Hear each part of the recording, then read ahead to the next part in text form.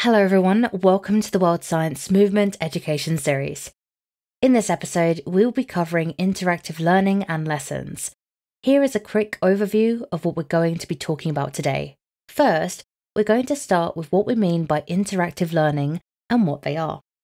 Then, we will understand the critical elements of interactive lessons and cover the benefits of such an approach. Then, we will discover and discuss how we can apply the interactive learning tools when teaching a lesson. I will give an example of interactive learning tools from our Twin app, then wrap up. So let's get started. What is interactive learning? At its core, interactive learning or an interactive lesson is a hands-on approach to subject material to increase student retention and engagement.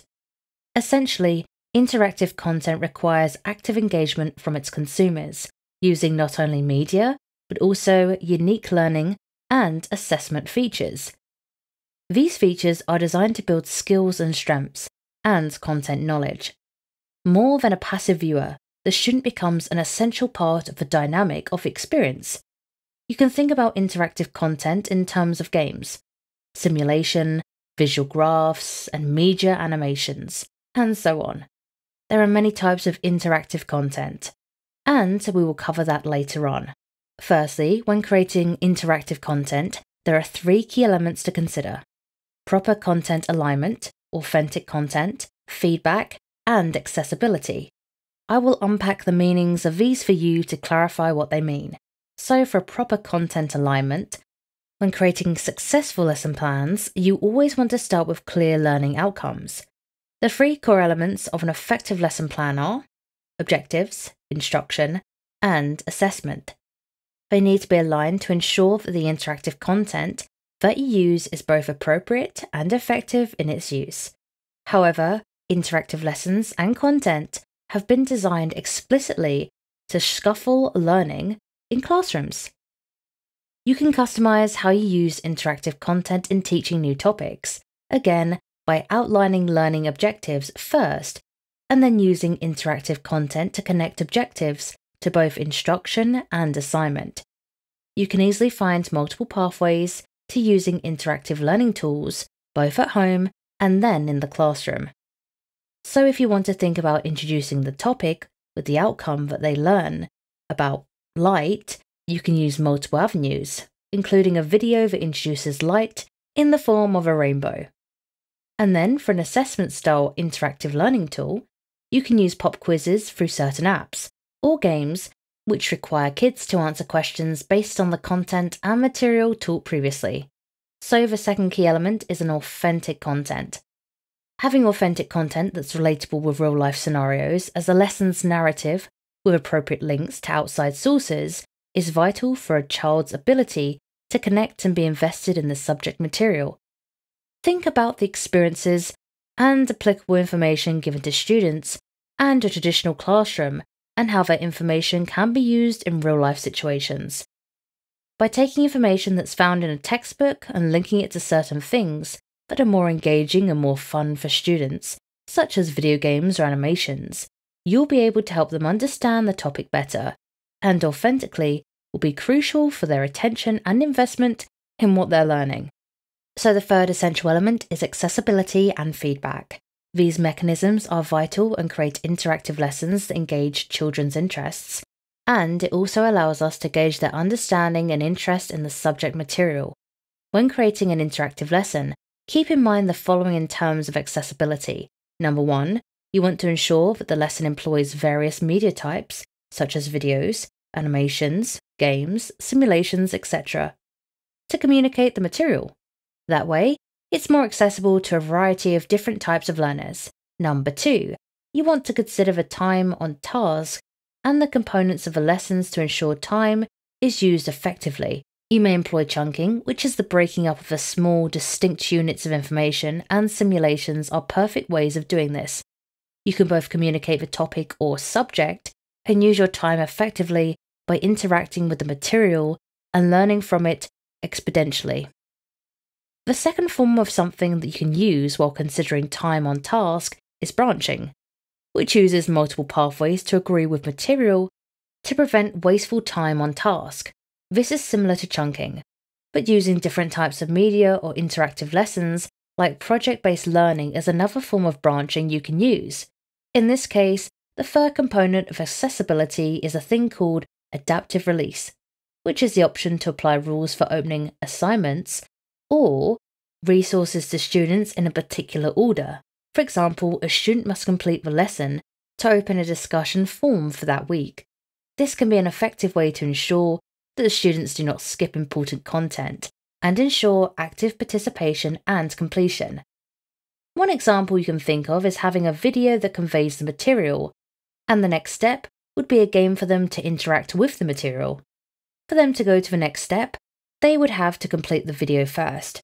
In terms of feedback, we want to insert checks for understanding questions throughout the lesson and at the end of the lesson. This can provide valuable data such as clarification for students' commonly missed questions and the lesson's effectiveness. Now we turn to the benefits of interactive learning. Why interactive learning? Interactive learning has many benefits.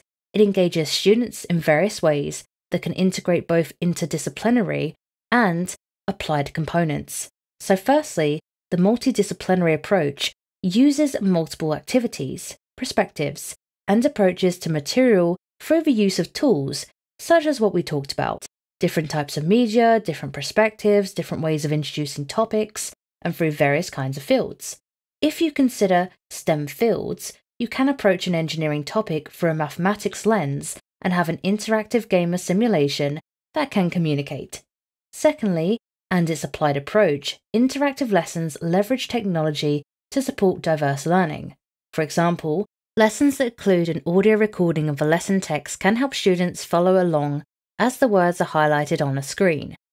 This can be particularly helpful for younger students, struggling readers, English learners, or students who learn better through visual aids and can be introduced to immaterial through animations and so on.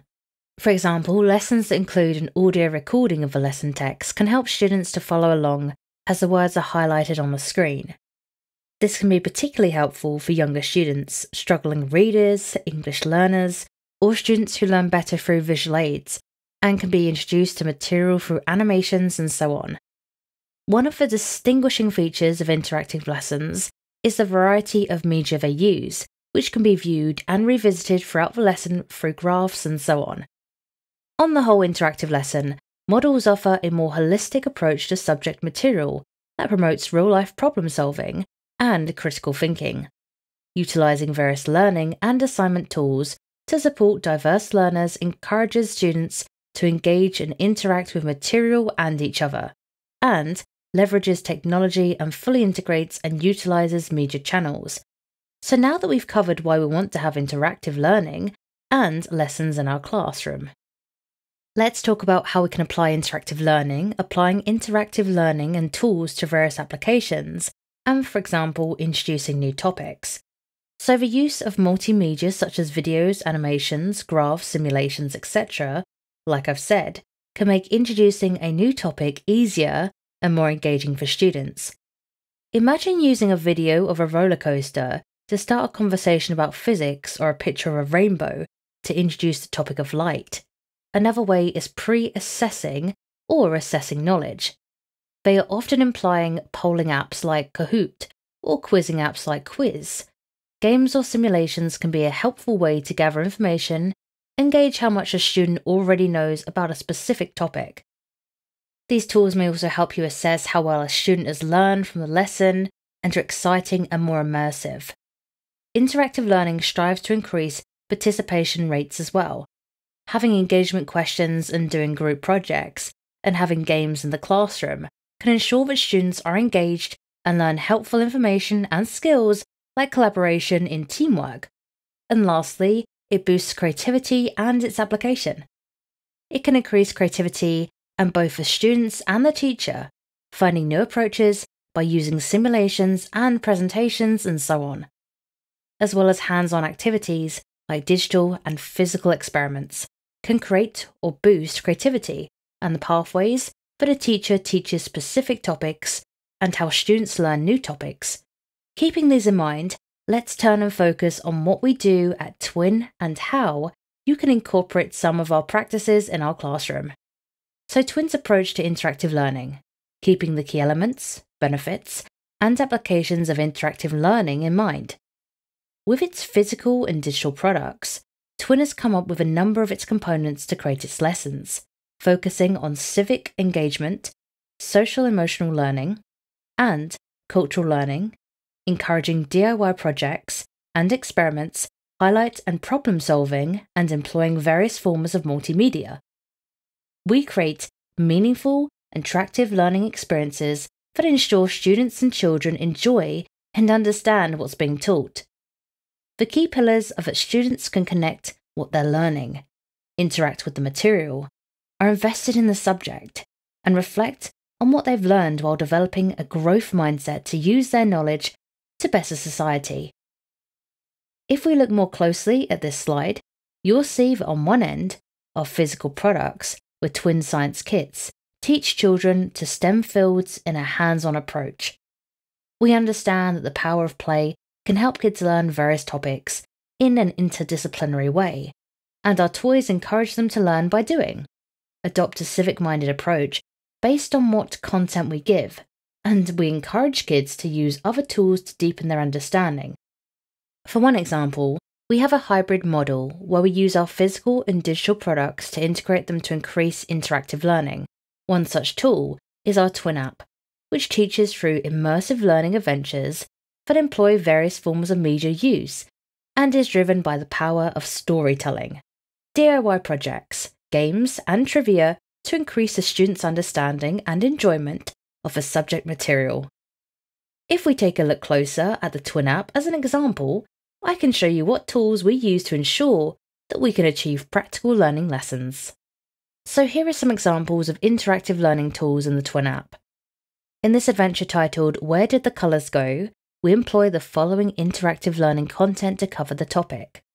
We have various learning objectives, but we found many ways to convey the subject material and engaging avenues by using interactive videos and questions, animations, digital challenges, simulations, educational games, interactive games, and group activities. So kids, for example, could learn what the stoop effect is and how it's connected to what we are teaching overall, and a game called Snap Tap, where they will tap on a word that is the cut like the word is the colour red the red. Still, it is the colour blue, and they will see how there's a gap between their decision-making skills, and we've integrated that in our subject material and make it fun through the game. It is tough to convey things like the Stroop effect if you're just explaining it like a textbook. However, we found a fun and interactive way of making it a game. So continuing without getting too much into details about this adventure, I encourage you to look at the Twin app to see how these various forms of media and projects are used to teach one topic but molten through multiple avenues and are driven through storytelling. So wrapping up, I want to revisit why interactive learning is so essential in a student's education. We want kids to be curious and engaged and lifelong learners. Interactive learning is a necessary and exciting part of teaching and helping kids achieve just that. They can find and discover many pathways towards more profound understanding and connections with interactive lessons. We here at Twin believe interactive learning can inspire the students of today to be the changemakers of tomorrow. And I'll leave you with this. With interactive and visual content, students can follow what's being taught and make connections, which helps deeper learning. By saying goodbye, I'd also like to leave you with some valuable interactive lesson resources, so you can see how you can apply these tools in your classroom. I think you'll be amazed when you see the impacts of your efforts in the classroom, and you'll be excited at how creative you can be while enriching your lesson plans with this approach and with the tools we covered today. I wish you fun and create a new and fun learning environment for your students, and thank you very much for your time. I hope this was both a clarifying and a helpful session. We look forward to seeing you in the next World Science Movement Education series. Thank you again.